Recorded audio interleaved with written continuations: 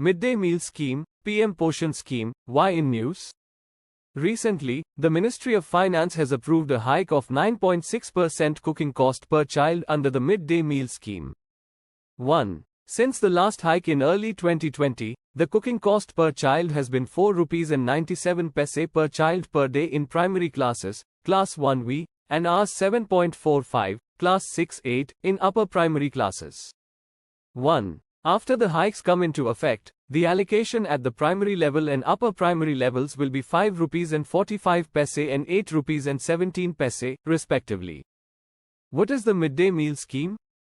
1. About. The Midday Meal Scheme, under the Ministry of Education, is a centrally sponsored scheme which was launched in 1995. It is the world's largest school meal program aimed to attain the goal of universalization of primary education. Provides cooked meals to every child within the age group of 6 to 14 years studying in classes I to 8 who enrolls and attends the school. In 2021, it was renamed as Pradhan Mantri Poshan Shakti Nirman Scheme, PM Poshan Scheme, and it also covers students of Balvatikas, children in the 3 to 5 year age group, from pre-primary classes. 2. Objective. Address hunger and malnutrition, increase enrollment and attendance in school, improve socialization among castes, provide employment at grassroots level especially to women. 3. Quality check. AGMARK quality items are procured, tasting of meals by 2 or 3 adult members of the school management committee. 4. Food security. If the midday meal is not provided in school on any school day due to non-availability of food grains or any other reason, the state government shall pay food security allowance by 15th of the succeeding month. 5. Regulation. The State Steering-cum-Monitoring Committee, SSMC, oversees the implementation of the scheme including establishment of a mechanism for maintenance of nutritional standards and quality of meals. 6. Nutritional standards. Cooked meals having nutritional standards of 450 calories and 12 gm of protein for primary, IV class, and 700 calories and 20 gm protein for upper primary, V8 class. 7. Coverage. All government and government-aided schools, madarsa and maktabs supported under the Sarva Shiksha Abhiyan, SSA. The scheme covers 11.80 crore children across classes 1 to 8, age group 6 to 14, in 11.20 lakh government and government-aided schools and those run by local bodies such as the municipal corporations in Delhi under the provisions of the National Food Security Act, 2013, NFSA.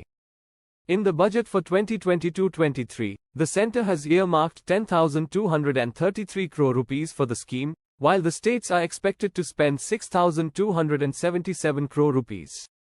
What are the issues and challenges? 1. Corrupt practices. There have been instances of plain chapatis being served with salt, mixing of water in milk, food poisoning etc. 2. Caste bias and discrimination. Food is central to the caste system, so in many schools, children are made to sit separately according to their caste status. 3. COVID-19. COVID-19 has posed serious threats to children and their health and nutritional rights. The nationwide lockdown has disrupted access to essential services, including midday meals. Although dry food grains or cash transfers have been provided to families instead, food and education advocates have warned that this would not have the same impact as hot-cooked meals on the school premises, especially for girl children who face more discrimination at home and are more likely to drop out of school due to the closures. 4. Menace of malnutrition. According to the National Family Health Survey 5, several states across the country have reversed course and recorded worsening levels of child malnutrition. India is home to about 30% of the world's stunted children and nearly 50% of severely wasted children under the age of 5. 5. Global Nutrition Report 2020. As per the Global Nutrition Report 2020, India is among 88 countries that are likely to miss global nutrition targets by 2025. 6. Global Hunger Index, GHI, 2020. India has been ranked at 94 among 107 countries in the Global Hunger Index, GHI, 2020. India has a level of hunger that is serious. Way forward.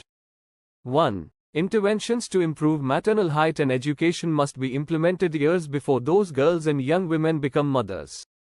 The fight against stunting has often focused on boosting nutrition for young children, But nutritionists have long argued that maternal health and well-being is the key to reduce stunting in their offspring. 2. Expansion and improvement of school meals is needed for intergenerational payoffs.